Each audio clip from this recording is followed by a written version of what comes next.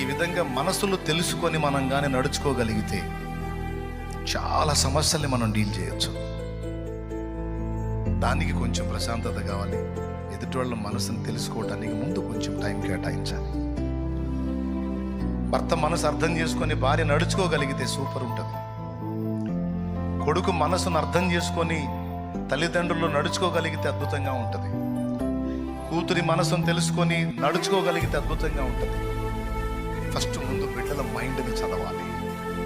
ఈ రూట్లో వెళ్తే వీళ్ళు కనెక్ట్ కాదు, సో ఏ రూట్లో వెళ్తే కనెక్ట్ అవుతారు. కొంతమందిని గద్దిస్తే భయపడి లోబడతారు, కొంతమందిని గద్దిస్తే రివర్స్ అవుతారు, ఇంకెక్కువ సైకోల్లా మారుతారు.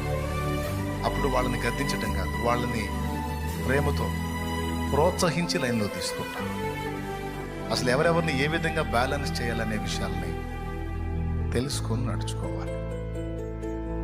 వాళ్ళని గుర్తించాలి. మన పిల్లలైనా సరే వాళ్ళ కష్టాన్ని గుర్తించి మాట్లాడాలి. భర్త అయినా సరే అతని కష్టాన్ని గుర్తించి మాట్లాడాలి.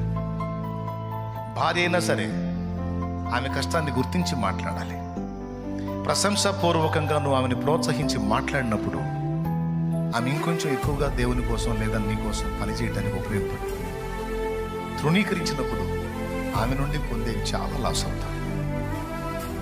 కాబట్టి కుటుంబమైన, సంఘమైన, సమాజమైన, శత్రువు ఎదుటైనా, దేవుని ఎదుటైనా మనం అద్భుతంగా నడుచుకోవాలంటే ముందు అందరినీ తెలుసు.